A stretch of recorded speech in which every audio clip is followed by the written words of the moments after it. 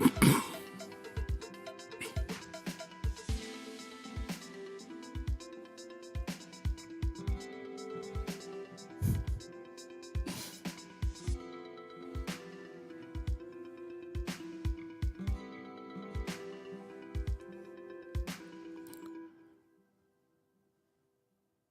right. What's going on, everybody?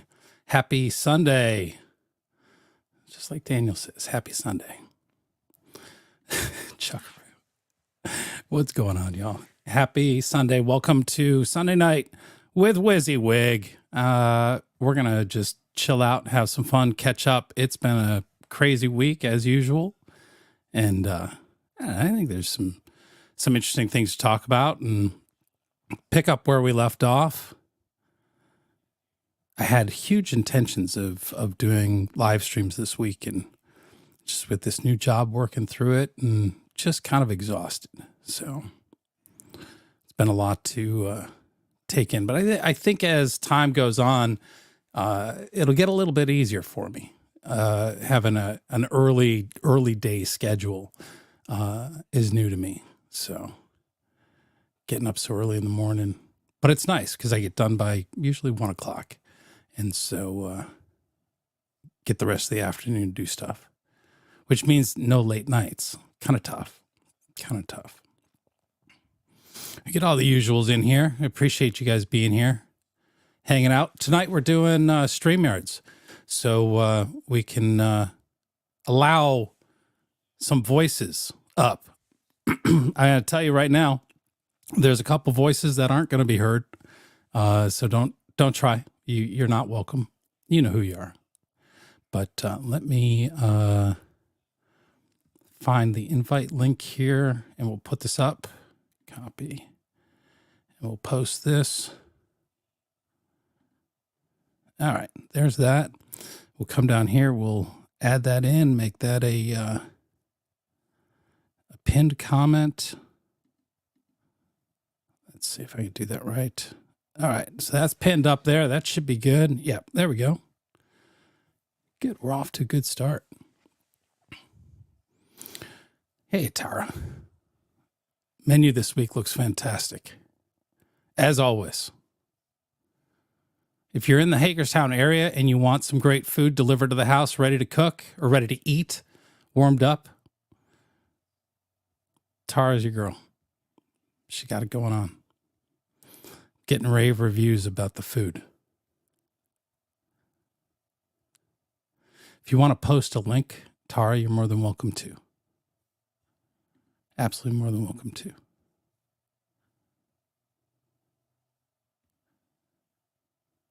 Of course you are. I imagine you're constantly working. I know you changed when the orders have to be in, but I assume that's a good thing. So,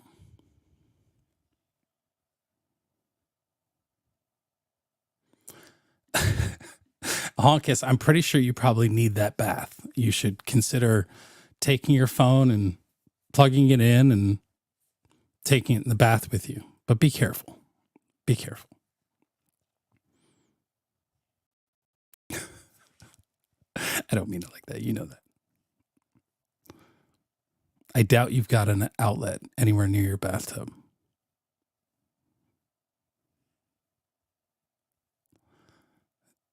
Chuck has some good advice for you. Take 2 tomorrow. That'll help.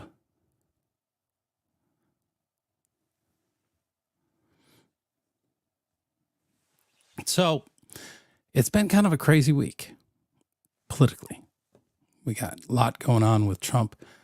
How many of you saw the Joe Rogan interview? Pretty amazing. 17 million views in 17 hours. Roughly getting about 1 million views an hour. Let's see. We got Julie. Let's see what Julie has to say. What's going on, Julie? Can you hear me? Yes. Ah, there you are. How are you? Oh, okay. Hi. Welcome to the Sunday night extravaganza. What's on your mind? Not much, not much. I'm wondering what's on your mind. Oh, all kinds of things. All kinds of things. Okay, okay. What? So what I mean, brings you here, Julie? What made you click that link? okay, I'm just on my phone, so I can't go back, but it was your That's all right. it was your title. Just yeah, you just randomly said, come on up, let's talk. Sure. Your voice sounds familiar. Does it? It kind of does, yeah. I don't know how. Oh, okay. All right. Yeah. So have you been following along in the Scientology world, anti-Scientology world? Little bit, yes. A little bit. Who do you watch? Um, not many people now. I'm completely turned off by watching the anti-Scientology now. So, Right. That's interesting to me. yeah. How far back do you go in that protest world of viewing and watching, and who were you watching? This goes back a couple of years. Really? Okay. How did it start for you? DOA. Oh, so DOA hasn't been in LA protesting Scientology for 2 years. So you've been watching DOA for a couple of years though. Right. And Gotcha. so Okay. Yeah. Yes. So you've been watching DOA since what? Since the truckers convoy? Right after he left. Yeah, okay. Yeah, right after he left. Because like during the truckers convoy, he didn't really live stream, did he? Well, I don't know. Yeah. I don't know. He didn't. He was uploading like time lapse videos of the truckers going into wherever their destination was for the night when he first got out there. You see, I knew about what was happening with Canada. Okay. And I was like, oh, this is interesting. Yeah. I mean, they're, speaking out, speaking up, and, they're protesting and whatnot. And next thing you know it, that was happening in the US. Mm-hmm. So I started to follow that. And I actually was following Today with Julius. Oh, okay. Okay. And then I don't know, DOA was like crazy. He was like, yeah, no, I'm familiar. Yeah. That was wild. And so anyways. So you're one of the people that followed DOA, perhaps supported him, and then was at some point turned off by what he was doing. Is that safe assumption of yeah, that's safe to say. I mean, I don't dislike him. Right. But you stopped watching.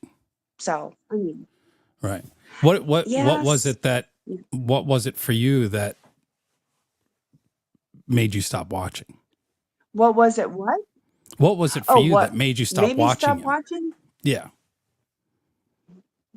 Oh, the trip to California.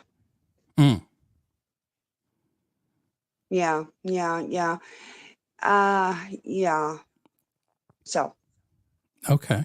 Became a little bit disgusting for me. It was kind of like revealing, and it was like, oh yeah, no, I don't think so. Okay. Yeah, I couldn't. I was not able to get on board with. Yeah. I feel like there's something you're sort of hesitant to say. It was gross. You know, he claims to be a libertarian, and it's like, really? No, I don't think so. No, you're not. I think How does that matter? I'm hesitant.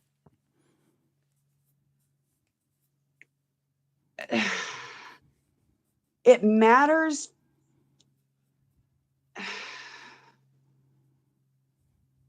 So It matters. Do you follow streamers based on their political because leanings? Is that he's I'm sorry, what? do you follow streamers based on their political leanings? No. Okay. No, I just simply walked away. I walked away because I was like, yeah, no, I can't. You know, you've watched, you've followed, you've seen, and I'm just like, yeah, no, I can't get on board with this. And I just walked away. I was like, Okay. yeah, no, I don't think so. I personally believe that Scientology has the right for their religious freedoms, you know, whatever it is they believe and are practicing. I don't see any proof Okay. of I don't see any proof that there's been I don't know. I just you have to give me proof that they are in the wrong. They have the right to practice and believe what they want to believe, etc. So Yeah. yeah, And whether he doesn't like people me anymore. agree with it or disagree with it, right? They still like, you may not make that choice for your children, but you know, people Right. who are part of different religions, no matter what that is, you're going to raise your child in that religion. It doesn't make it illegal, Right. right? But I would also imagine Right. that if there Exactly. were actually illegal things going on, that by now, you know, it would have been uncovered.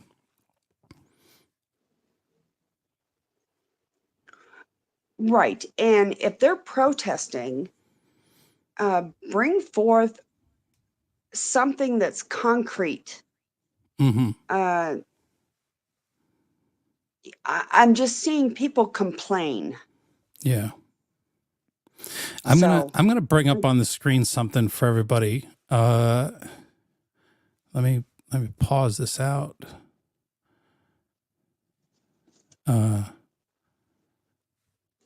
Please hold. Okay, pause that. Great. So I'm not going to show this on stream. That's not the one. Please hold. This one here. Nope. Come on, switch. There we go. So this this video here, shift this over a little bit so you can read it. This is on Laura FM's channel. And if you're at all interested in sort of the lore of Scientology and the lore of the anti-Scientology streamers, the people protesting, this is an interesting video to watch. It's LFM TV.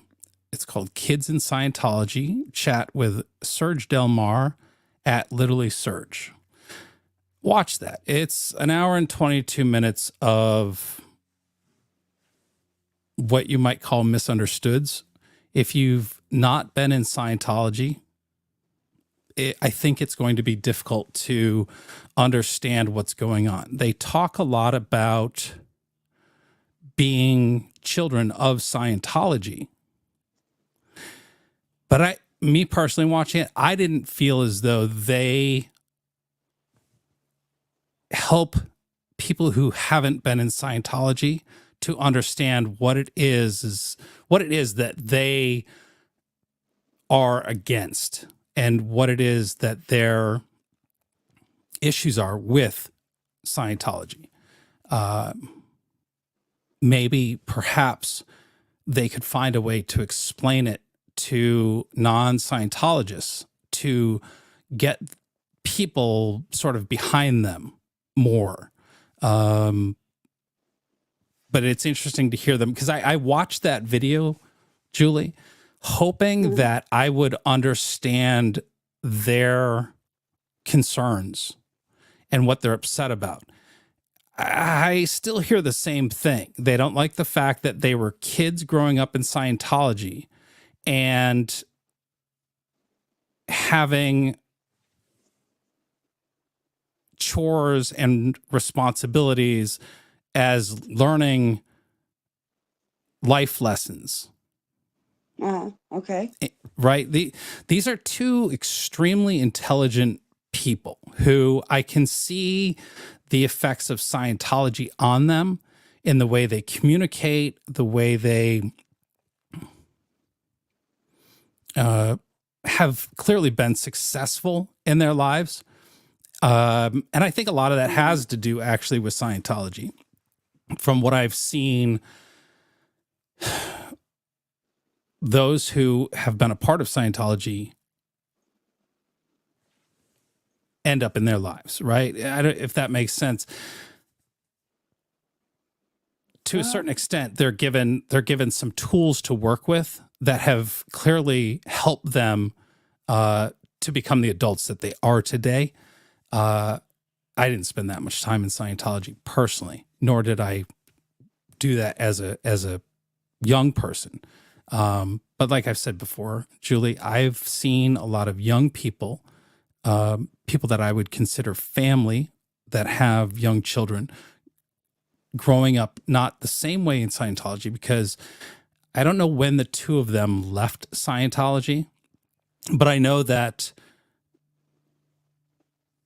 the claim that they make is being a child within the Sea Org, and the Sea Org doesn't allow children. If you're an adult and you get pregnant as a Sea Org member, you're not allowed to stay in the Sea Org.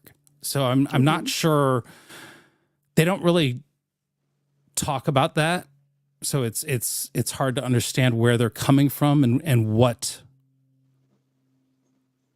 where that changed. I believe both of them have been out of Scientology for a number of years. Right. Yes. Right. I saw. Yeah. Yes. So there's I don't understand how, like, you can't be more specific. When I watched that video, the hour and 22-minute long video of them talking about what their issue is with Scientology, they seem to leave out some very truthful portions of their experience. And I would imagine that they don't want to credit Scientology with certain things. They right? seem to just have complaints. Right? And those complaints typically, from what I've seen expressed, is that they were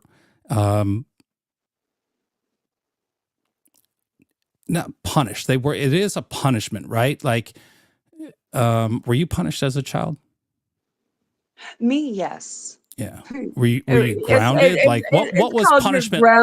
You're grounded. You're grounded. So stand in the corner, you know. You got the stand in the corner? Okay. Yeah, I didn't have stand in the corner when I was a kid, but okay. Well, I also had the soap in the mouth, you know. You had you got your mouth washed out with soap. Okay. Yes. All right. Yeah. So no big deal. Yeah. Yeah. Now, mind you, I was raised in a church. Oh, interesting. Can I ask what faith? Lutheran. See, I don't know much about Lutheran. I see Lutheran churches. I don't know anything about the Lutheran faith. Well, is it basically Christianity? Yes. Okay. Lutherans are basically Roman Catholic rebels. Roman Catholic rebels. Okay. Yeah. You have Martin Luther, who in 1517 posted the 95 Thesis on the Catholic door, claiming this has to change, that has to change. He was exiled to Germany and blah, blah, blah. Next thing you know it, Lutherans were born, Yeah. So Yeah, he's okay. the one. He was the one who made the Bible readable to and available to everyone in numerous languages Mm, and whatnot. So, but hey, was he right? Was he wrong? I don't know. yeah. Have no clue. But I would But imagine you grew up in a fairly strict household. strict but loving. Mm-hmm. So And what is the purpose for that strictness? the discipline, Right. learning. Yeah. Yeah. So I'm not seeing with the anti-Scientology protests, I'm just not seeing where. Just show me. Show Right. me the problem. Show me the problem. Yes. Because as far as I'm concerned, the anti-Scientology as of this point is violating their First Amendment right. Which is a Freedom problem, of right? religion. Yeah. Right. And that's what Scott is facing, as he learned the other night, 6 misdemeanor charges over that, potentially. Which we saw that arrest happen, or he forced the police officers to arrest him. They were going to ticket him and cite him and inform him of a court date, and he no, he wanted to be arrested. He got upset about it. But yeah, that is a problem. That's not productive. No. Not productive at all. No. Can you imagine why the Scientologists ignore him?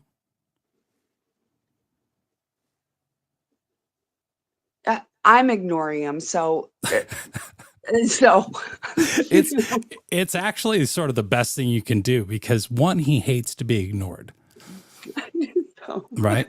And then last night or the night before? I can't remember, because I don't watch it live. I watch the replay. Oh yeah. I'm a replay person as well right now. Well, I like to be able to skip forward to the good parts. There's a lot of nonsense and stuff that happens in there. But he was out in front of the Magic Castle the other night. Oh, geez. And I don't know if you saw that. He had this guy come up to him and treat him the way he treats other people. And he did not like it at all. And then there's this other guy who shows up who's been out there at the Magic Castle before, and he's in a different part of Hollywood. And it's a very busy street there, coming into Hollywood off the 101 freeway. And these guys, they're getting in his face, just like Scott gets in people's faces. And he does not like it at all. And he's screaming for the police. And it was... doxing. He crying like, the police can't get here fast enough, because he's treated them so well. He's treated the police officer. He's actually quite lucky that they even show up at all. But he's actually a hypocrite. He's a cop calling pussy. Kyle says, "I am such a liar. You are in the chat every chance you get until you get blocked. Thanks for acknowledging the fact that I get blocked, and not every chance I get, because Kyle, I was only able to chat in one of Scott's channels, and I don't remember if it's the Lore of DOA or the other one.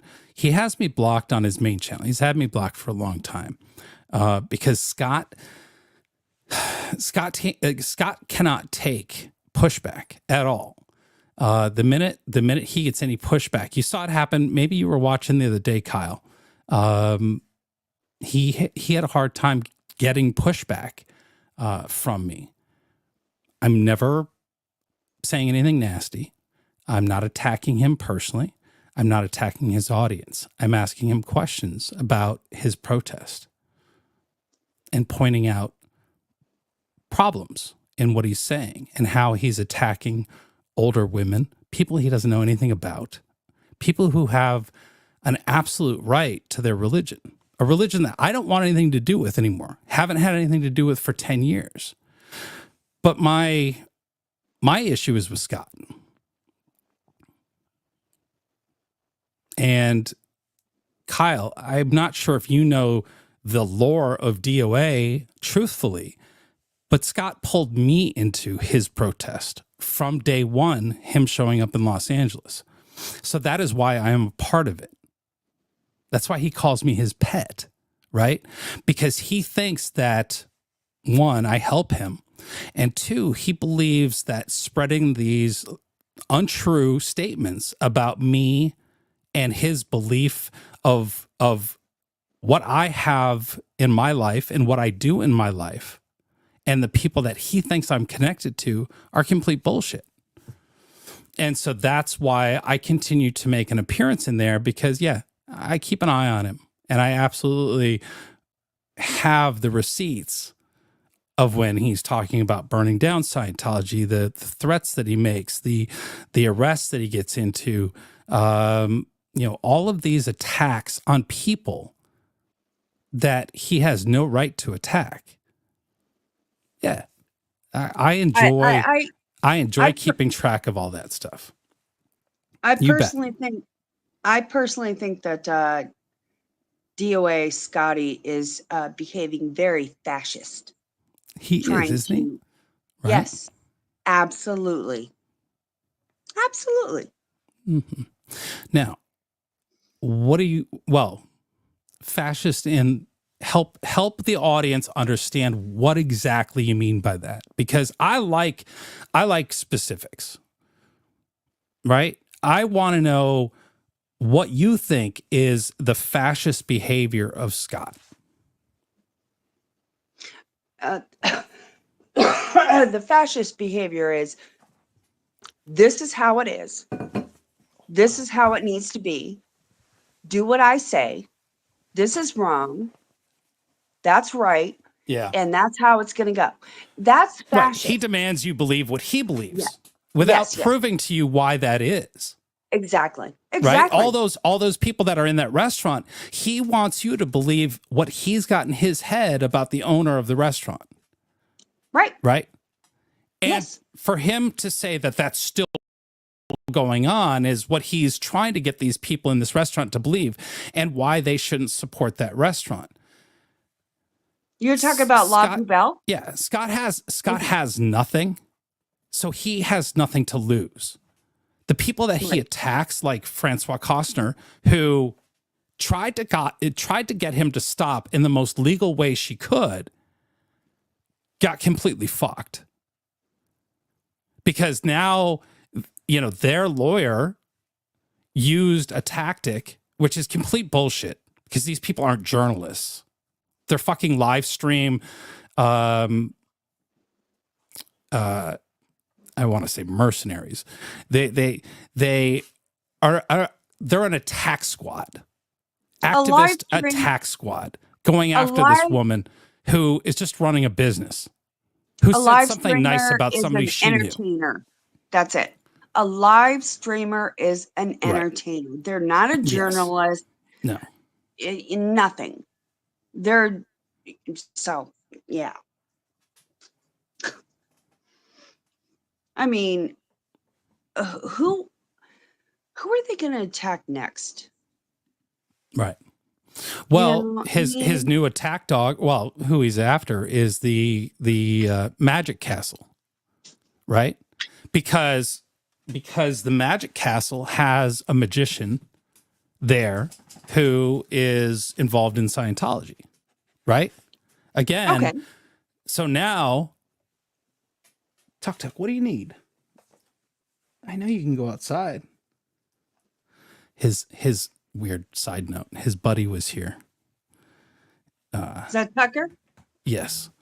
Okay. His buddy Sophie was here overnight, and we all went to the family went to the Mummers Parade here in Hagerstown last night. And we got back, and Sophie had destroyed Tucker's doorbell. I was so mad. She's a little devil. But so I got to get him a new doorbell. He's got nothing to push on to go outside. So maybe that's why he's here, but it's okay. All right. You can get out. Go on. But yeah, the Magic Castle has a magician there that he's been protesting, and he's demanding that the Magic Castle cut ties with this magician. And which is funny because Scott, when he got to LA, wanted so badly to go to the Magic Castle, and somebody got him in with Laura, and apparently Laura made an ass of herself and got them thrown out of there. Yeah. So the Magic Castle is invite only. Not anybody can go to the Magic Castle. It's an incredible place, I've been told. I just never really had the chance. Anyway, but I've heard amazing things about it. It is a magical place. It is a Hollywood icon. And so he's out there protesting it again last night or the night before, whatever it was. And that's his new thing. But for some reason, the one guy had shown up once before and said he was the king of something or another. So Scott calls which reminds me, Scott calls the police, and he's the dispatcher. Scott calls the police. Scott, okay. Yeah, okay. Scott calls the police, and Scott he's got dispatch on the line. Yeah. He's got dispatch on the line, and the dispatcher says, "Sir, what are you wearing?" He goes, "I'm wearing dark shorts and a gray t-shirt." And I go, "And a red velvet cape, like a king." He doesn't tell them that, right? Right. I was like, oh man, you can't even be honest to get the cops there. It's like, it is so disingenuous what Scott does. And, where had I seen him harass people and like tell them to leave?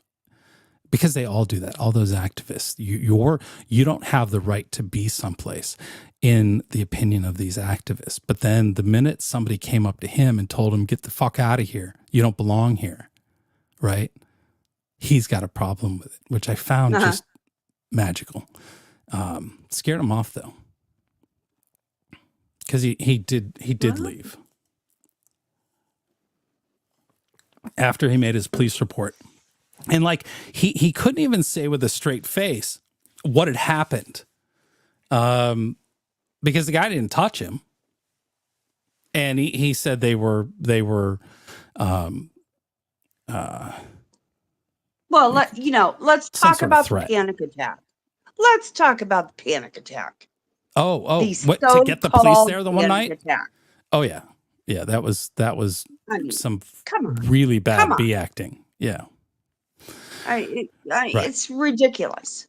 Right, because they know that if he says, he's injured or something, that gets everybody there quicker, right? And so by having a panic attack now, an ambulance has to get there, which then means, the police have to come faster. Exactly. So it is comical. And Scott has managed to turn his entire protest into comedy. The thing that's not funny about his comedy is how it affects other people. And, exactly. People who don't know him, like, dude's harmless, right? He's an asshole, but he's harmless. Right.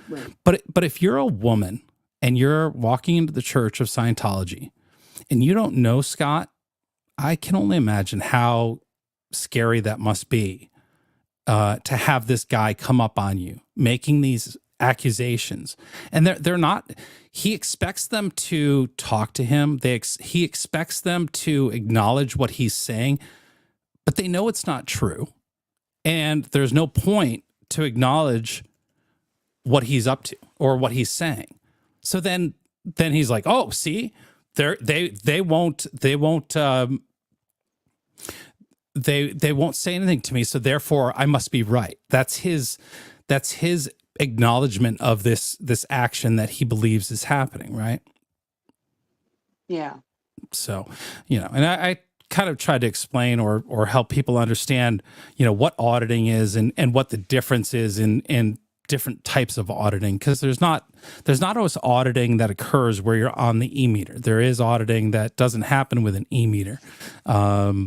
So yes, children can get audited just like children go to a psychiatrist when they've had a traumatic experience in their life, and they're going to talk to that psychologist about their traumatic experience, however they do as children, right? Mm-hmm. Does that make sense to you?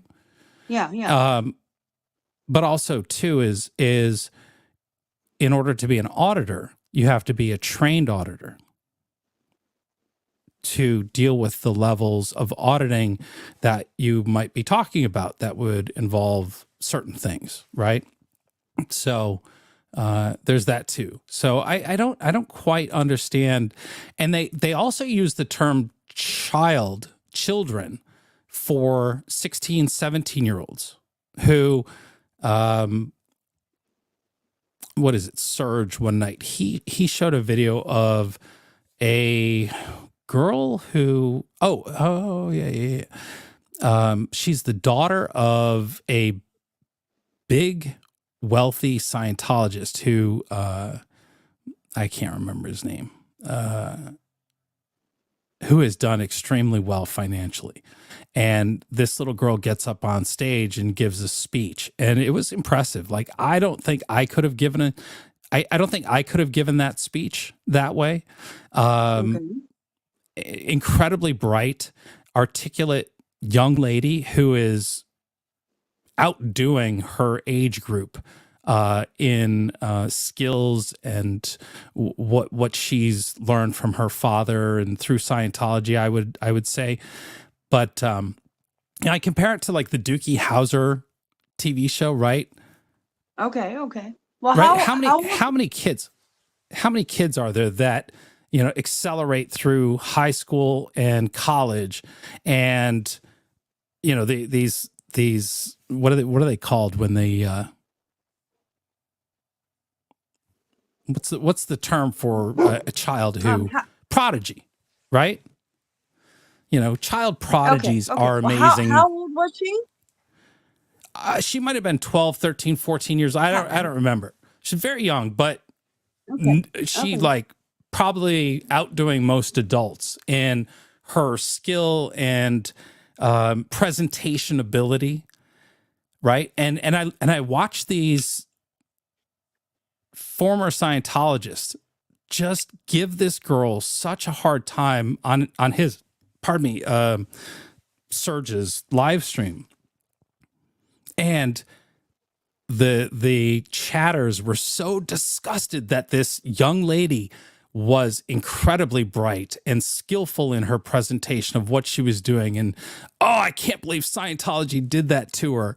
And I was like, wait, a successful child is bad? Like, I didn't understand how they could have this disdain for this young lady who clearly has been given a leg up and a start. Like, I couldn't imagine having that kind of start at that age.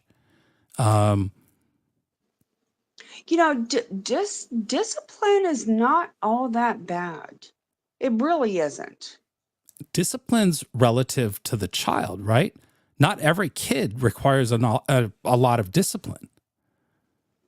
But somehow we need to learn lessons about life. And, oh, sorry. We need to learn these lessons, right? We need to learn that we don't just grab and take things, right? And so there's ways to learn that. There's ways to teach these basic rules of discipline and etiquette and whatever it is that you're trying to get, right? That's how we grow up as children. Yeah, buddy, I know. He doesn't like when I live stream. That's what it is. That's what it is. He really doesn't. My and question I don't know is, if it's a where is the evidence of abuse? Where is the evidence of abuse? There isn't. They just don't want children being in and around the church. And they had an experience that they don't like because they were forced to do something. I don't know about you. I was forced to go to catechism. I was forced to go to Sunday school, right? Like, was it awful? Did I like get distracted? No, of course not. Now, hold on. Did you get cookies? I did. I got a lot of great Oh, things. well, see, there you go. Right. I mean, how bad can that be to Right. get a cookie? Yeah. Just listen to me for a little bit. Let me teach you some morals, some values. Let me teach you a few. Right. You know, we're gonna go outside and play in a little bit, okay? Yeah. You know, Right. have some cookies. Here's some juice. You know, just listen. Hold on. You know, I mean, and I don't know that it's not that bad. No, it's not. Now, again, I'm not dismissing their experience, right? The problem is they're really not clear about their experience. Exactly. I feel like they leave out an awful lot. They're trying to create something because they're mad at whatever. Serge is gay. Serge is married to a man. I believe they're married. And they travel the world. They're successful. I'm not sure what his problem is. If anything, you know, coming from Central America and maybe not knowing English, it seems as though Scientology taught him English, gave him a life inside the United States, did a whole lot for him that I don't believe he acknowledges. He says that he was trafficked. Well, he wasn't trafficked. His parents brought him to the United States. Right. As part of Scientology, right? It's all a show, NQ says. I agree, it's all a show. It's the same with Laura. Laura talks about being a part of John Travolta's staff and taking care of his children. And she's excited to say that, you know, she knows John Travolta. Like, these are children that were angry about how they were treated. I didn't like that, you know, boo-hoo. Yeah. It's kind of like. And they're 45-year-old adults. At least, exactly. well, I think Laura's at least 40. I don't know how old Serge is, but you know, he's got a young looking face. But the way he talks and the number of years that he goes back in science, like he was in the early days of Scientology, right? Which also sort of, if you think about when the time that most of the Scientology materials, whatnot, these are old writings. L. Ron Hubbard died in what, 80s, 70s? I don't even remember when he died, but he was an old man. He was born 1900. He grew up in a whole different time. Right. And your thinking and your generations are so different. And that's the stuff that they complain about. Right? We've grown as a world and a society so much since then.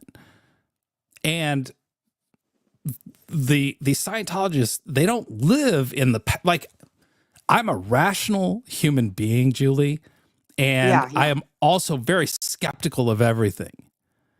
So in essence, I'm probably not the best Scientologist. But you know, I was also willing to like not be so critical of certain things and understand, okay, this is what this is coming from. This is what this is. Let's see how this works. And I'm like, okay, you know, I get it. I get the fundamental theory of, you know, the processes and what you're trying to do and how the mind works, right? Which is the important part. And so as a basic principle, you have a couple of different ways to deal with what you do in your life and the things that affect you and how childhood memories, adult memories, you know, you yell at somebody on the road and then or somebody yells at you on the road and you're having a bad day and all of a sudden you're repeating that same thing that they said.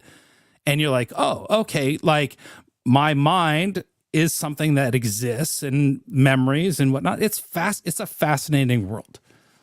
It absolutely is a fascinating world. And like Dianetics as the basic book that I remember being a child and seeing the ads on television for Dianetics, read all about it. That sold to a lot of housewives back then, apparently. And it was a big thing, but like doing some Dianetics auditing and understanding how you work through a situation that you were in at some point in your life and you talk about it, and not to say that it can't happen through some other vehicle, some other psychologist or whatever. It's one of those things that you need to work it out, right, and get past it, and you figure out how to do that, and it works different for everybody. And look, everybody, Telescope's here. What does Telescope have to say? I'm a skeptic. Doesn't mean you're not a Telescope. How you literally don't listen. I'll play the message for you again. I haven't been in Scientology for 10 years. I played the message the other night. Maybe you weren't able to listen to it. But let's see here. Is this it? No, that's Steve. That was Steve. That I've had a number of phone calls from Scientology. Let's see if this is it. Let's see. Please hold. Let me find it. Here, this is the one. I'll play it for you because it's from Scientology. Telescope. Maybe you'll believe the Scientologist.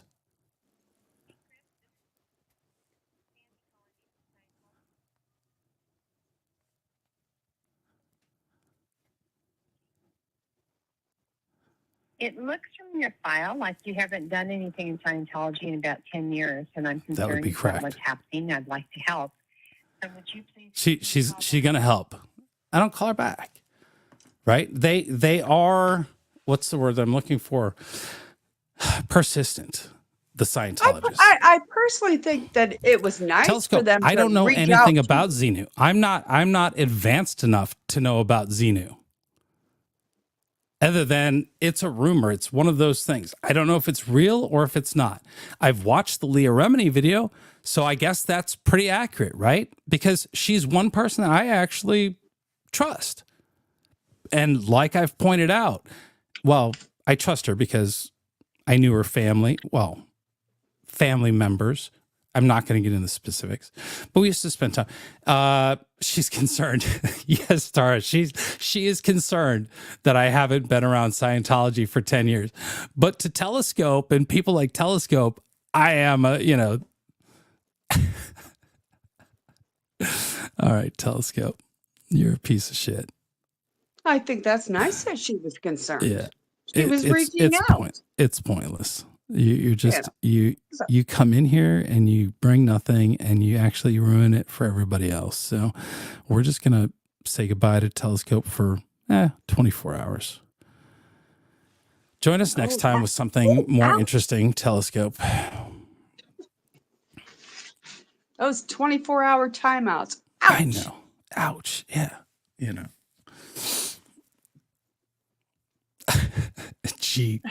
GS. What's the topic here? She's just joining us. We have Julie, and Julie and I have been talking about Scott, aka DOA, and why she no longer watches him. That's what we've been talking about. G, welcome to the show.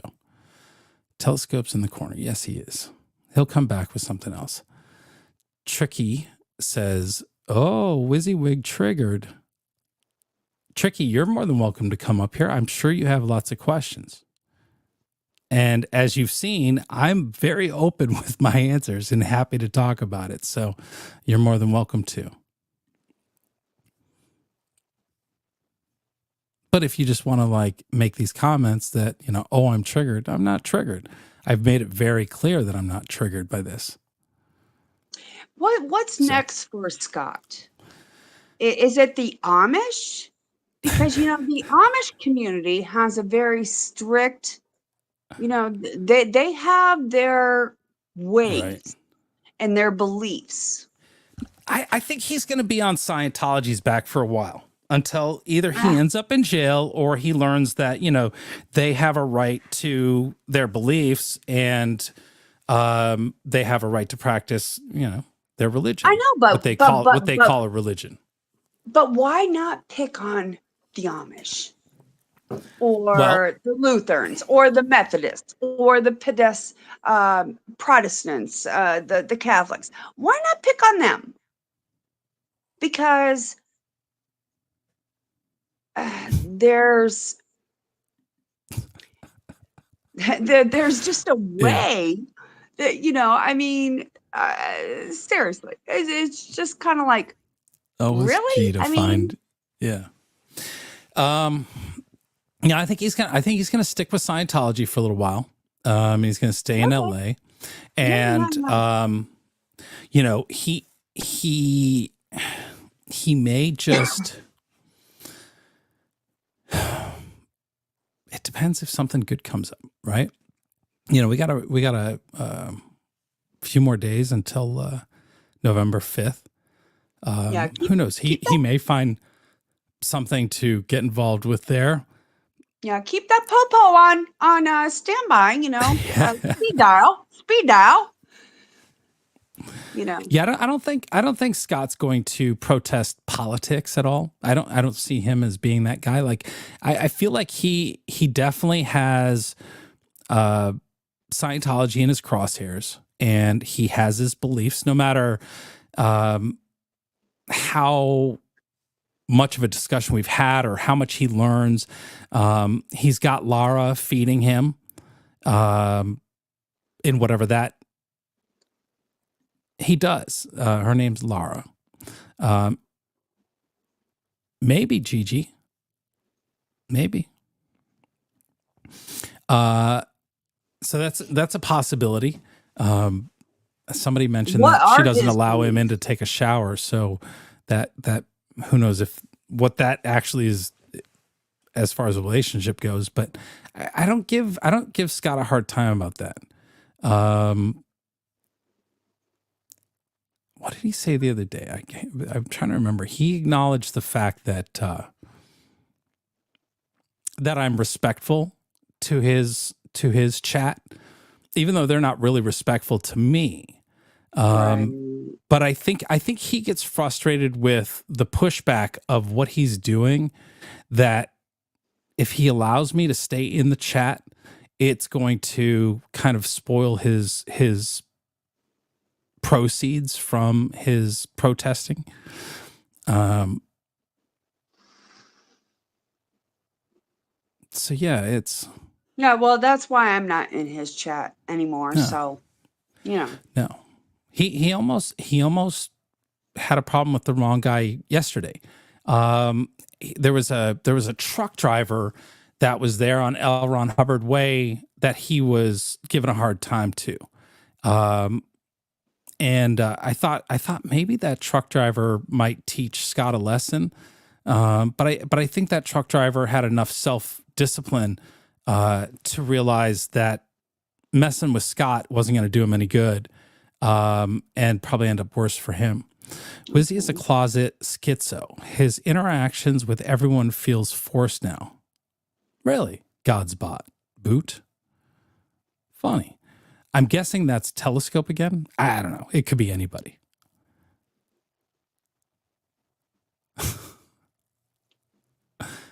That's great. Come on, welcome on board.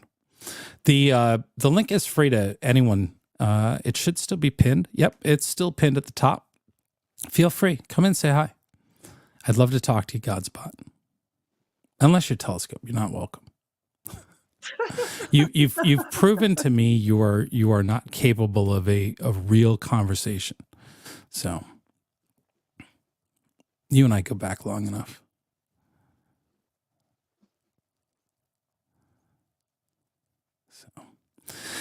But yeah, so yeah, we'll see where he goes. I don't see him quitting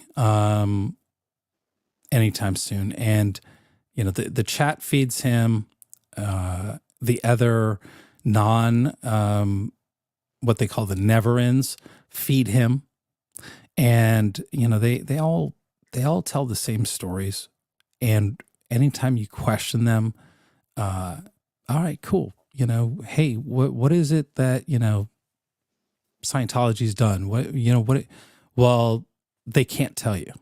They never can. Well, you know what? Bottom line is, Scotty is not Truth a free thinker anymore. Yeah.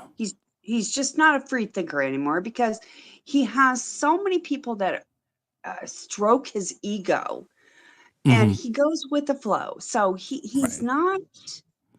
Well, I don't think some of them are in there actually giving him good advice. I think that's part of the lore, is that he will believe pretty much any nonsense that he's told in his chat, and that feeds him, right?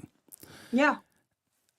More info asks, am I related to Zero Dark Time? No, I'm not. We're just both handsome older men.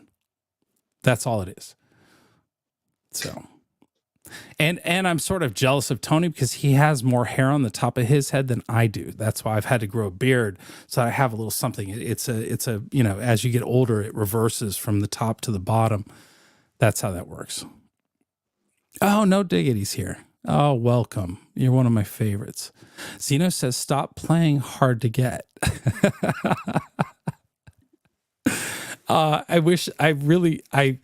No diggity. I'm not going to beg you to come up here, but I would love to have a conversation with you. I literally made you a special link last time.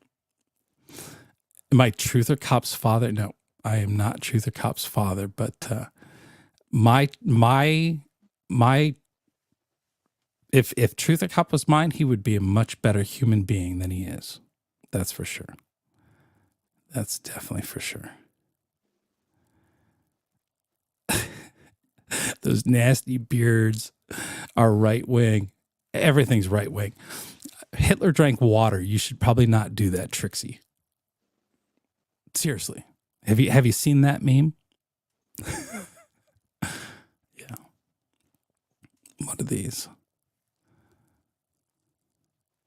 That's funny. Please don't fiddle with your beard. Oh, don't you worry. I won't.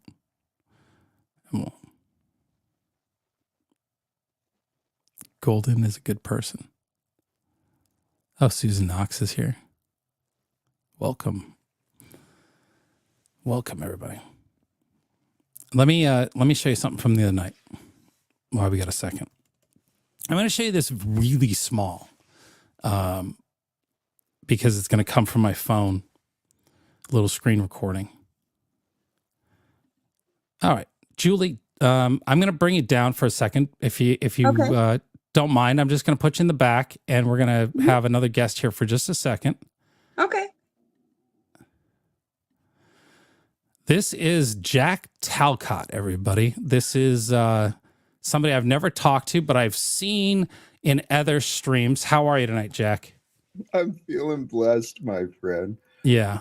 Are you here for good or evil? I'm here for the experience and an introduction. Okay, wonderful. Tell everybody who you are. Tell me who you are, because I've only seen like moments of you, and I've seen you on Truther Cops or panels with Truther Cops. You tell everybody about yourself so that I don't miss. I'm Jack Talcott. I'm an interesting character. Okay. Veterans for Peace. That's my purpose. Finding a way to end wars. Found myself on a real spiritual path. Love is the religion I practice. Good. And it was Truther Cop, his recommendation for me to come and visit. He joined as I was wrapping up my live stream and said, hey, Wizzy's live. So some of us came over here. Okay.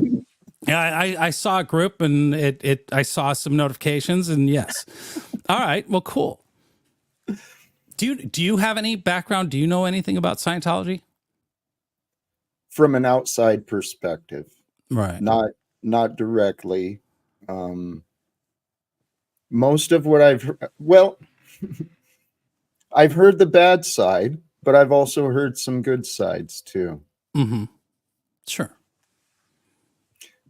If I can, when I was showing up, you were asked if you were Truther Cop's father, and your response was something like, "If he was, he'd be a better man than he is," or something like that.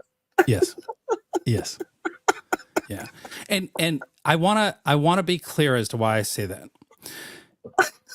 To go back to when I first met Truther Cop, it was back during the truckers convoy. He was following along, and he was doing some videos that he was posting. He was not a live streamer. He was posting up videos.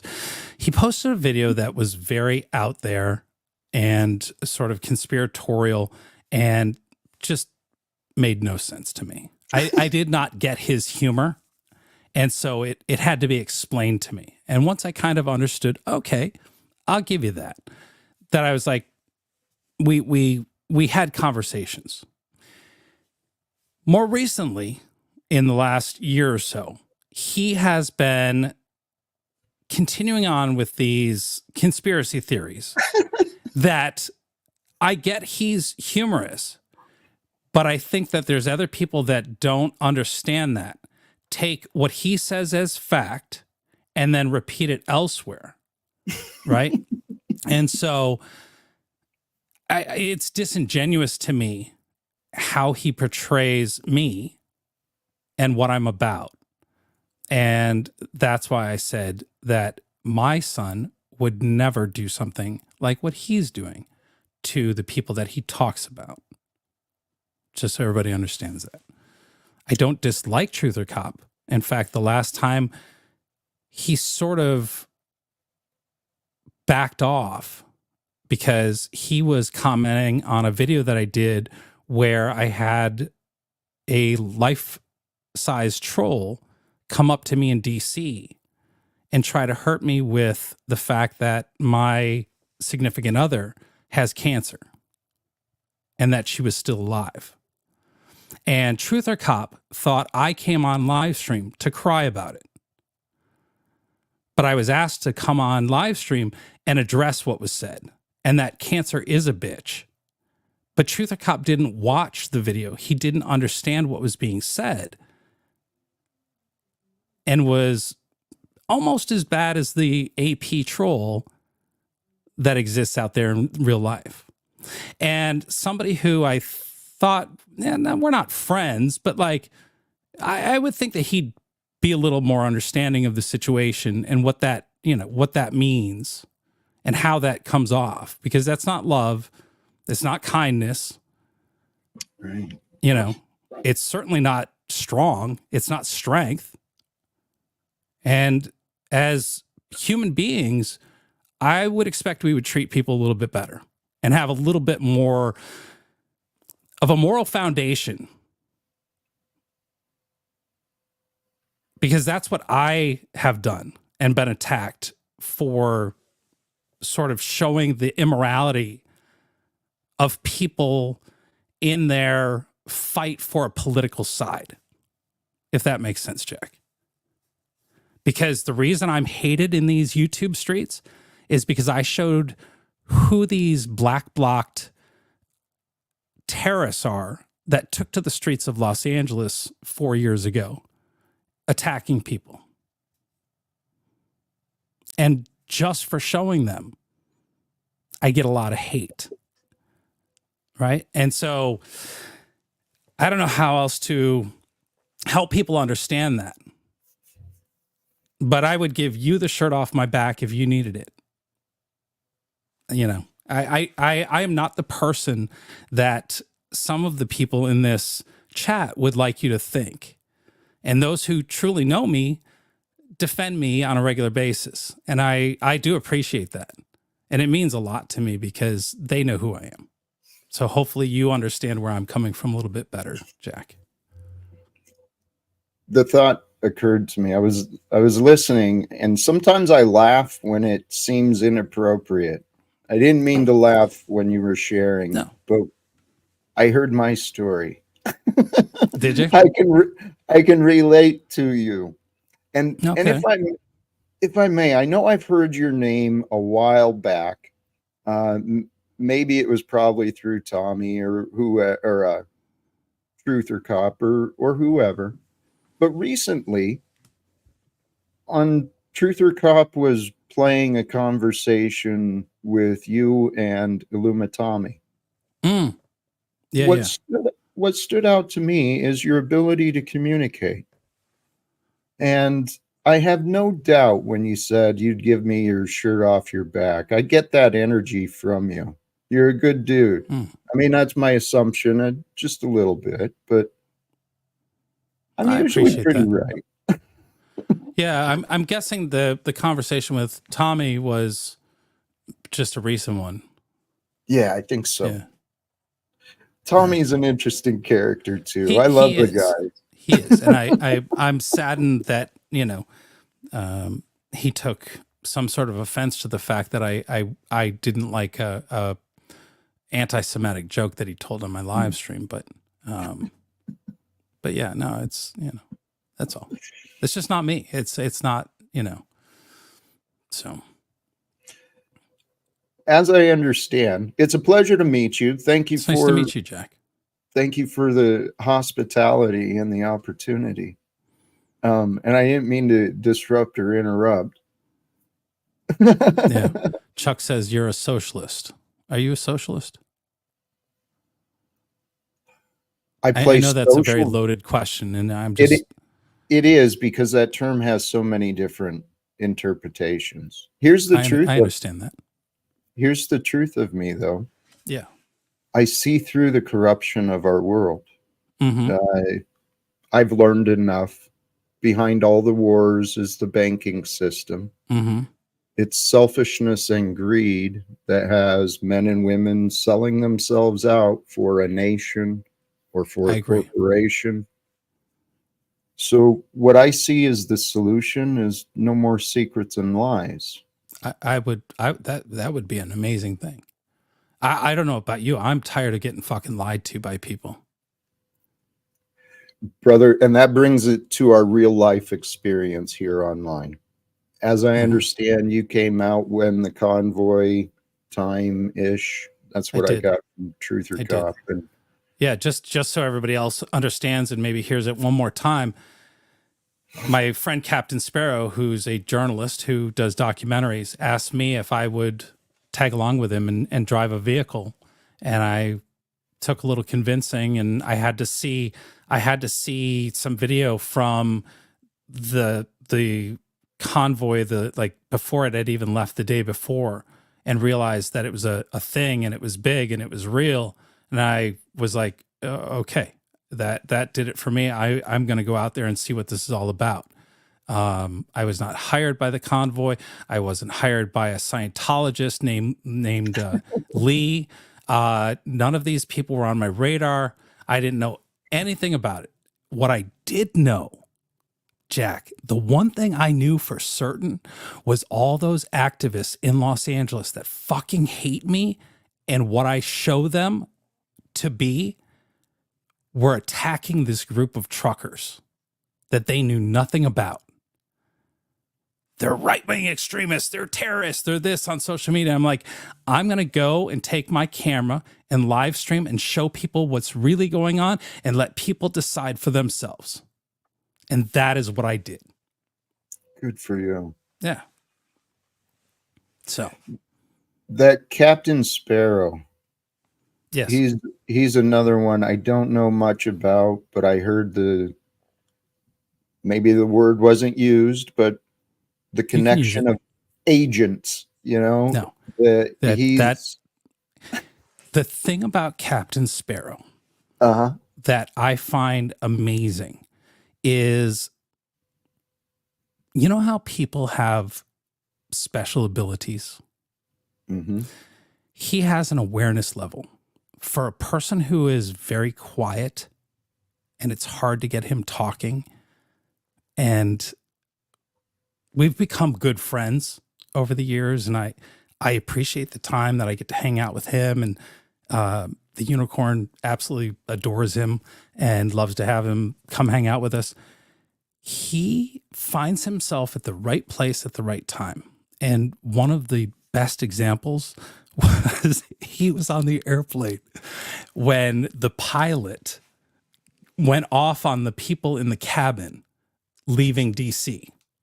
I go, dude, how the fuck do you find yourself every single time in just the right place? And he just has this really incredible ability because he's perceptive, right? And I think that's what makes a good journalist. Like, I just traveled with him to North Carolina to document the destruction of Hurricane Helene and what people were suffering with in that region, in the mountains that still hadn't been, rescued and whatnot.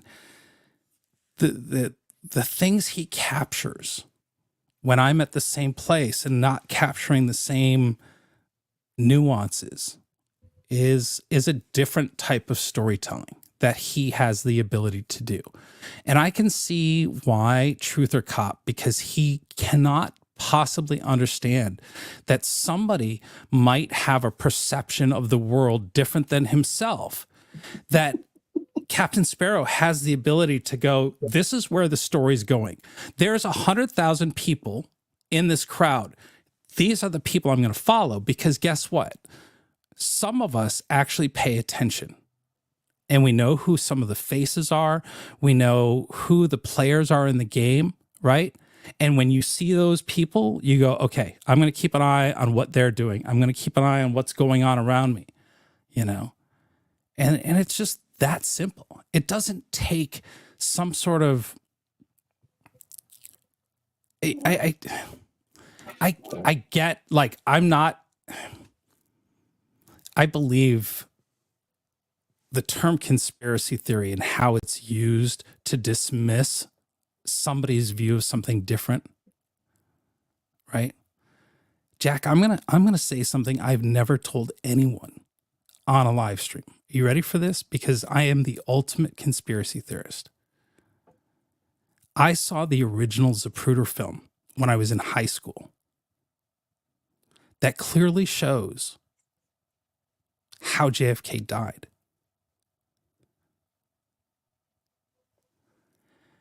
And that is why, for me, I never voted. Because I saw, and remember, this is late 80s. Late 80s. I was shown this original spool of 8mm film on a kitchen wall in Detroit. Well, not Detroit, but suburb of Detroit, by a kid that was putting in my car stereo in my vehicle, because he was like, it was his hobby. And he built the coolest fucking box and fans and all this stuff in my Eagle Talon when I was a kid. Okay? That's like, and it came out of nowhere. Absolutely came out of nowhere. He goes, you want to see something cool? Sure. Okay. This is also later on. He was like the first person that gave me the ability to shoot a gun and shoot a gun at a range. And, I grew up very differently, but this kid, it's complicated. The point being is that I recognized what I was watching, and I also recognized that it was so very different from every other version that I've seen. And so since then, these conspiracy theories and the movies of the hidden film in the church pew, and I'm like, no, you got it all wrong. So those things change how you look at the world.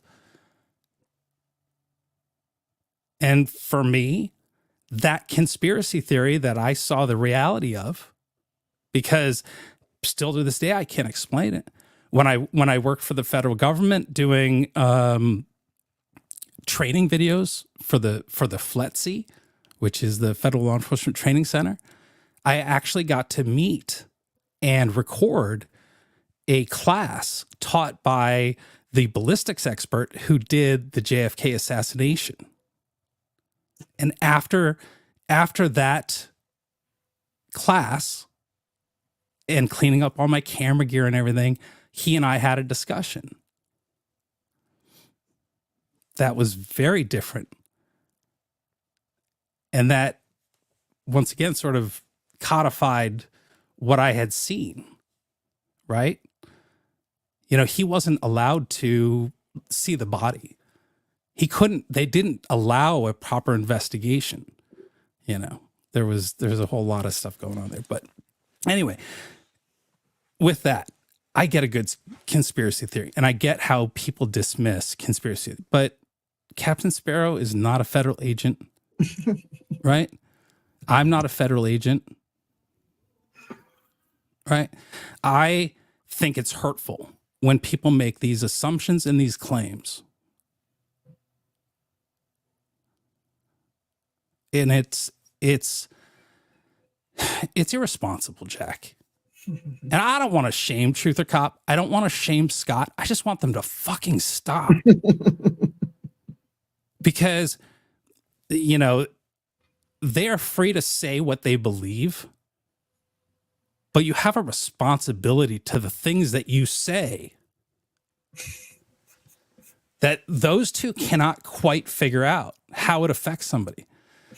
Because, Jack, I've lost my job in the film business. I couldn't make a living in California anymore because of my, you know, these people and their claims for showing people the truth and the reality. You know, what you see is what you got of what people were doing.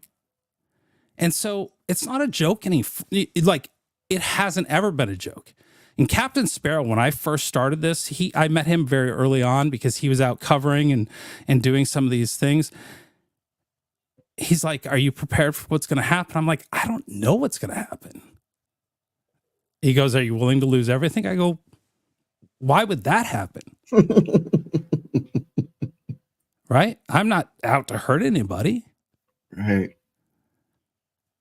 But for some reason, you know, this is where we're at. And then I get gaslit into the fact that what I've done is I've been the bad guy. No, you can't tell me that. I still stand on morals. You've been tested. Right. See, here's this person, Jack. This is Destroyer. Says Captain Sparrow was at WYSIWYG when Wizzy got his ass kicked out of the West Coast. Right? So this is a violent extremist that's in this chat. And they are, one of the things that happened was, here's some fun lore. Give me 1 second. I just got to do a little housekeeping here. Mm-hmm. Because one, you're not going to come in here and do that. So congratulations. WYSIWYG was a protest where a woman, a Cuban woman, she went by Cubana Angel on Instagram. She had taken her daughter with one of Cubana Angel's best friends and her daughter. So the two adult women and the two kids, the two daughters, went to a spa in LA called WYSIWYG, which is in Koreatown in the LA Hollywood area. It's a famous spa. I had never heard of it before this. I didn't know it existed. Famous spa. Apparently it has multiple floors, and it has one floor that is just for women. Women only spa floor. And these women thought they were safe. Cubana Angel one day posted a video of her outrage that a man was in the spa exposing himself to the young daughters and these women. And the video that she had with her claims that she's making, she doesn't show him in the sauna, the spa where they were at, but it shows her going down to confront a woman who's working in the office reception area to say, hey, what are you going to do about this? There's a man in the women's sauna exposing himself to my daughters. And they're like, well, we can't do anything. He said he was a woman. He identified as transgender. Okay. So then this started this protest that the women in Los Angeles who defended what Cubana Angel was saying were going to go out and protest the WYSPA for allowing a man into their space. And that's when the activists in LA showed up. They showed up 2 hours before the protest was scheduled to happen. And as anyone who showed up to protest arrived, they attacked them. They assaulted them. They beat them. I captured that on camera during my live stream until they turned their aggression towards me. And they chased me down, a dozen or more of them, led by a young man named Vishal Singh, who is a quote-unquote journalist in LA. And they tried to take my cameras. They sprayed me with mace. Right? I protected my cameras. I kept my gear, but they did their best and were only stopped because, fortunately, a police car showed up out of nowhere. And I don't know what would have happened if they would have gotten their hands on me. These were all people who were upset because in the year prior, they had attacked me in the past as well. Because I had shown their violent nature, as they want you to believe that right-wingers are the violent, racist people. It turns out they're the ones. In the end, which was sort of the weird portion of this story, is it turns out that the man who was accused of these crimes by several women was actually a sexual predator who had been arrested in the past for sexual behavior and a number of other issues. And there was a second WYSPA protest after the first one that when he tells the journalist that he broke the story with about what had happened, it turns out the very activists thought he was a right-winger because he drove a black Cadillac Escalade and was there at WYSPA 2 protest. And it's just a really funny story. And that story,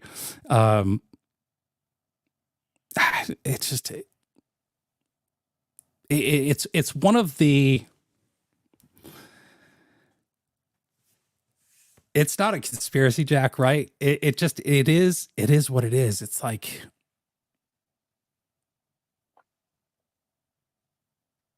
people as real as they want to be about helping others, they step on their own fucking toes, Jack.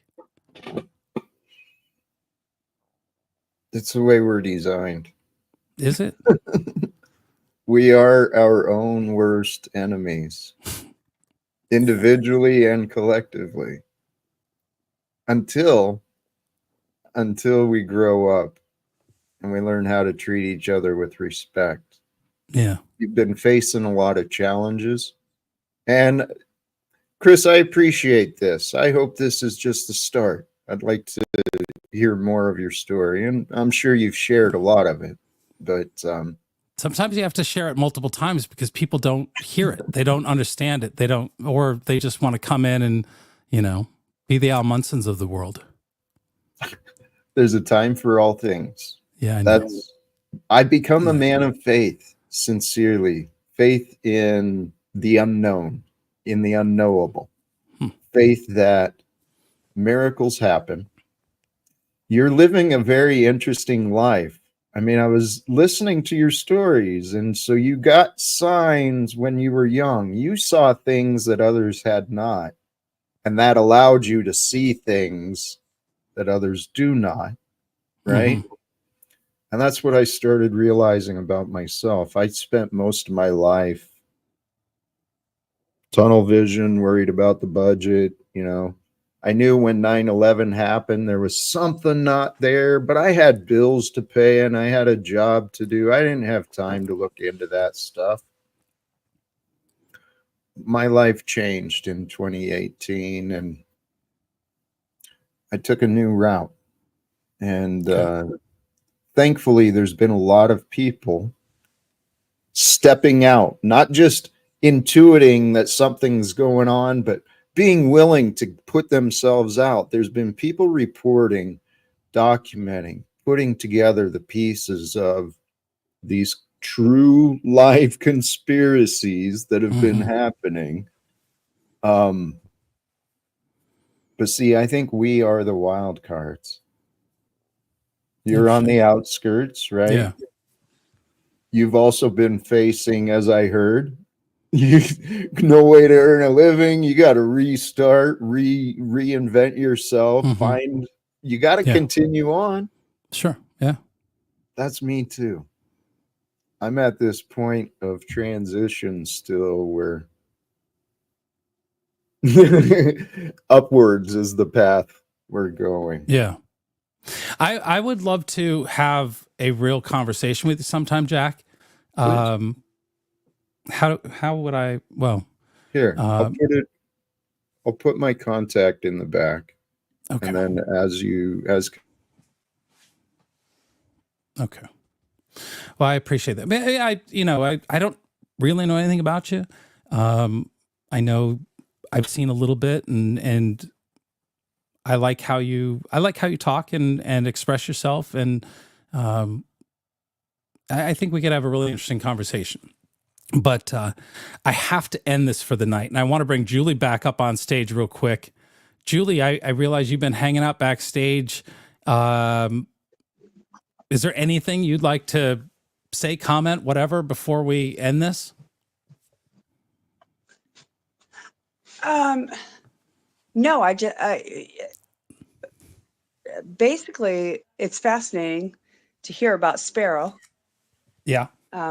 I did actually call in on StreamYard to one of your shows before because I'm a hobbyist with cameras and I'm Nikon. But I did end up finding out. Yeah, I did end up finding out that Sparrow uses Canon. Right. Hold on 1 second. I'm going to bring it back up.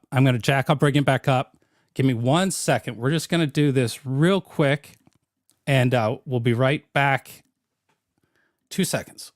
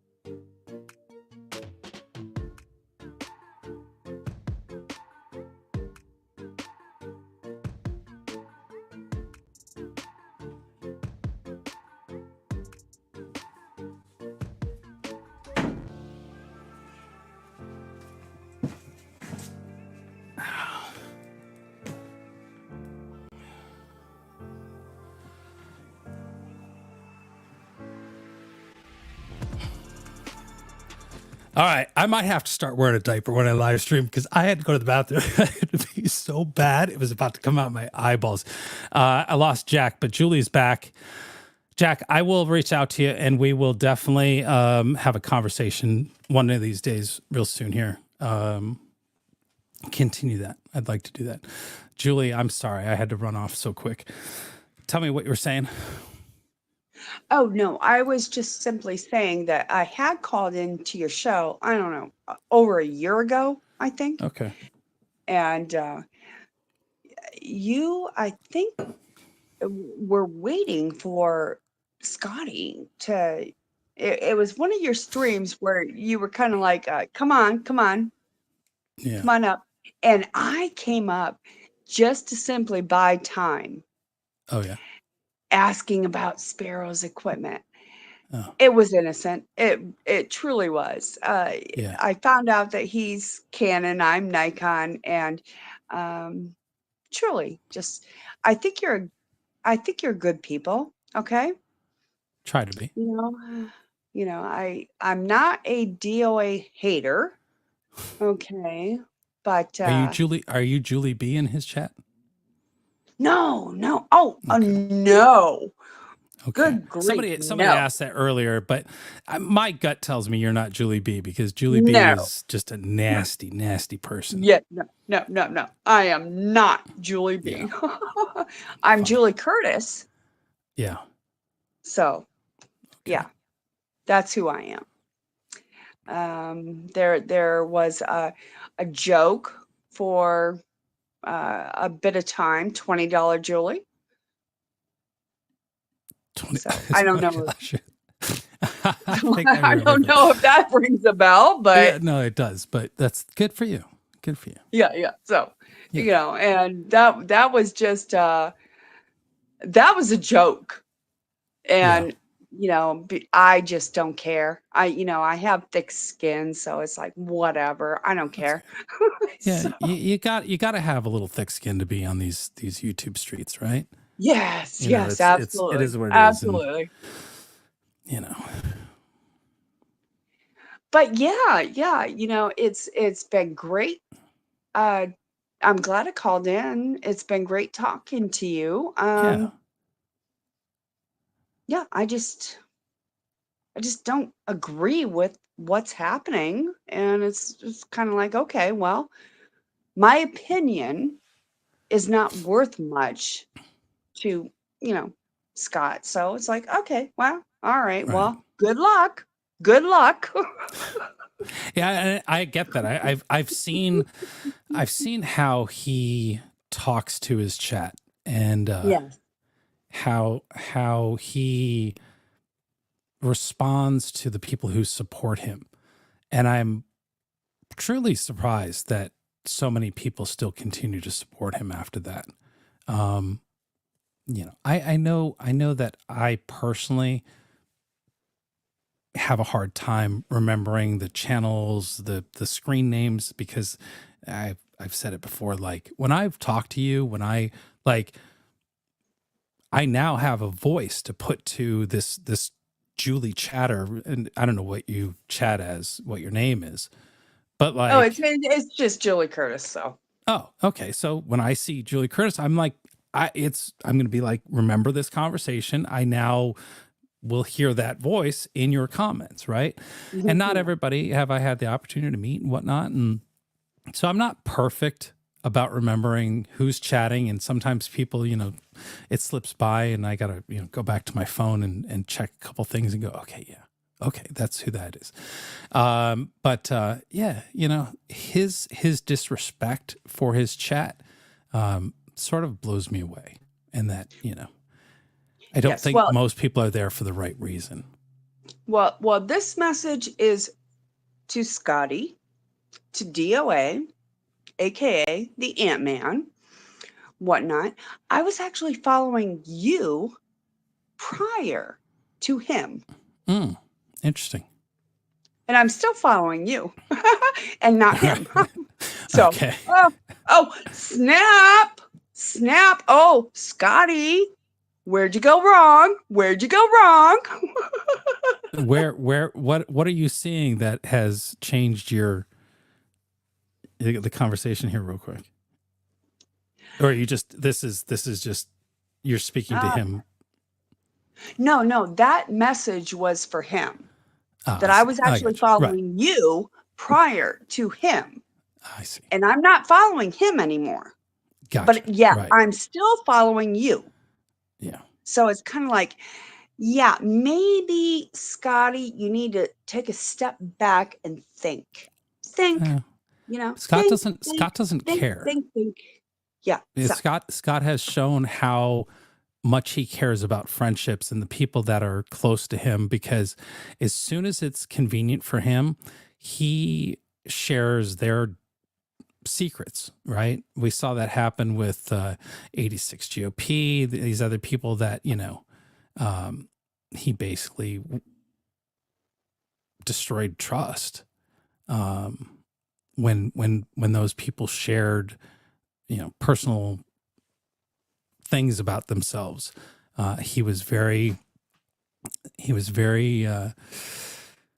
quick to throw them under the bus, and it just, for me, that, like, I hope people saw that and understood and noticed, because that is Scott. That is what Scott has done to a number of people. I think he has good intentions. He's just confused. I thought that too. And I gave him the opportunity. And the unicorn gets upset with me, and she throws it at me occasionally because I gave. Who's the unicorn? My lady. Oh, okay. She's my unicorn. She's okay. She's the unique, special. I refer to her as a unicorn. She hates it. But okay. But so that's it. But she tried to tell me, you know, he's not a good person, and I'm like, I give people the benefit of the doubt, and I try to find the best in him, and said, you know what, I'm going to go sit down and have dinner with him and have this conversation. And you were a good person. Try to get him to stop keeping that patch. The whole thing, I carried it all the way back to California, because that son of a bitch left it when he ran off, and I saw it and I knew what it was, and I held on to it for him. And I carried his crap all over the United States until I got back to California, where it stayed in my shop, and then, you know, tried to give it back to him, and he claims that I stole it. That son of a bitch, for that decent thing that it turns out that's his dad's patch that means a lot to him, he was a complete fucking asshole to me. And went around the country lying about me every chance he got. And then when I finally get a chance to go, hey man, I'll bring the patch, I'll get your stuff back to you, meet me for dinner so we can sit down and talk like men, face to face. You can look me in the eye and hear, you know, all your answers, or all the questions you want answered. And that's what we did. He met me in Hagerstown as he left DC, and I thought, okay, Scott finally gets it, you know. And then he started back up again, because I guess it meant him making money, whatever. And the unicorn was like, see, I fucking told you. I go, you're right. He is not a good person at all. Whatever. And that is Scott Hochstetter. That is just who Scott is. If anything would have been genuine about that, then he would have live streamed it. But that's where he keeps his viewers confused, because the dinner was not live streamed. No. Yeah. So the conversation, the dinner, etc. So the only thing anyone knows is what he is telling them. Correct. And he made a decision to do something very different and tell a very different story and make up lies about me for his personal gain. And that is despicable. Who paid for dinner? He did, actually. He bought dinner. Okay. Well, was dinner good? We didn't really. I had some French fries. He had a sandwich. So I was there to talk. I wasn't there to eat. So, but I just had a little snack. What's up, Tony? Welcome. We're just towards the end here, bud. But yeah, no. So that's what it was. And I can't remember how, it was at least a couple hours we sat there. And I answered all of his questions that he wanted to know about, you know, the TPC and how I got going and the work that I did in Hollywood and the shows that I worked on and what my role was. And, you know, there was nothing he asked me about that I didn't answer him. We talked about family. We talked about all kinds of things. Whatever his little mind wanted to know about.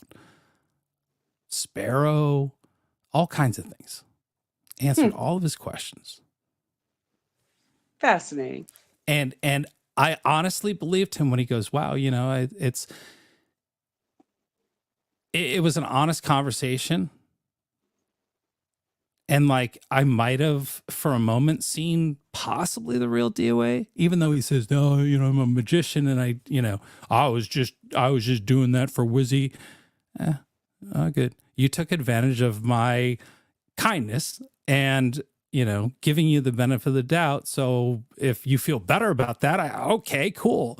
You know, if you have to deceive people to get what you want, were you really honest about who you are? No, you're not. It's like, we see that happen a lot, Julie, especially right now. Like we are seeing that happening left and right. And if you have to tell somebody that you're something else, and then later on it comes out that you're some Russian whatever, you lied to people, and then you use the fact that who you really are to attack that person.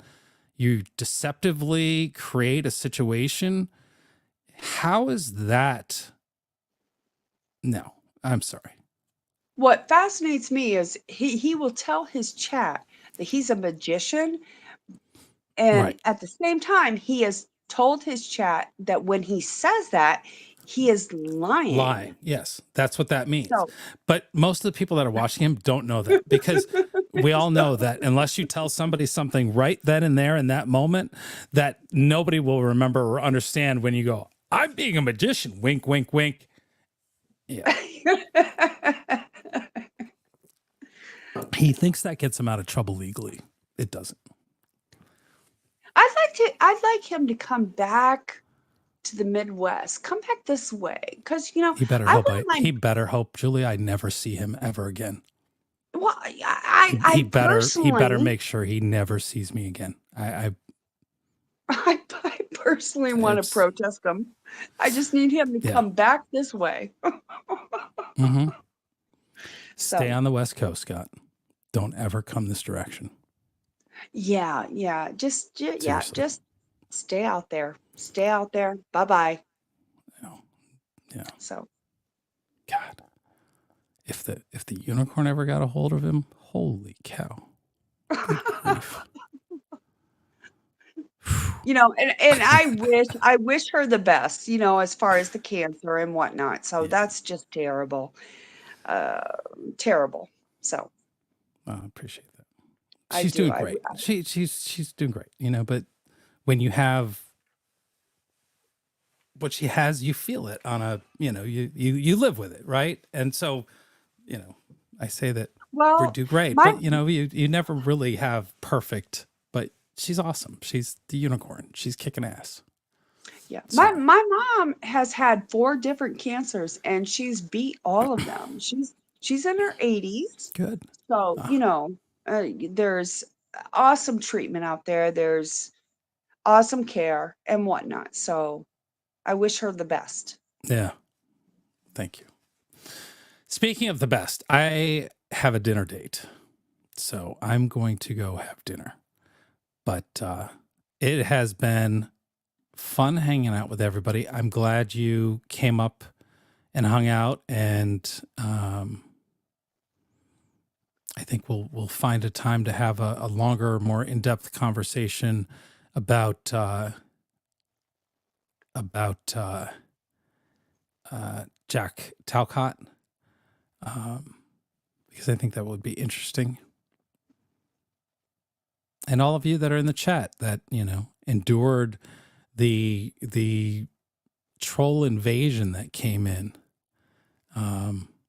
I'll have to go back and watch because I know, I'm only on my phone, so I can't see. Trust me, Julie. Like during some of these conversations, I don't pay attention. We have conversations, and I can't pay attention. I can't focus on the chat going by, and you know, I miss it. So I will go back and I will look at the chat and see what was going on and see what I missed. But it is what it is. You know, life is what it is. So we're gonna have fun and we're gonna meet people and have discussions, and I appreciate you very much. So, all right. Okay. Thank you, Julie. Care. Oh, let's see.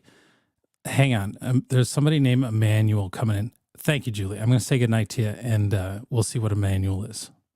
Okay. All right. See it. What is going on, Emmanuel? Well. Oh, wait. You're a child. I'm sorry. It's Emmanuel. I didn't dump you out, but I can tell you're young. How old are you, Emmanuel? Can you hold up your fingers on your stream and tell me how old you are? Because you're not 18. So if you're not 18, will you just exit out of the backstage, please? I can't hear a word you're saying, Emmanuel, because I can't hear you when I'm on stream. So actually, yeah. Emmanuel, I'm sorry. Yeah, I don't think you're 21, but I appreciate you hanging out, watching. You shouldn't be watching. So, okay. Emmanuel's gone. All right, everybody, I'm out of here. Thanks so much for hanging out. Wizzy out. Bye, everybody.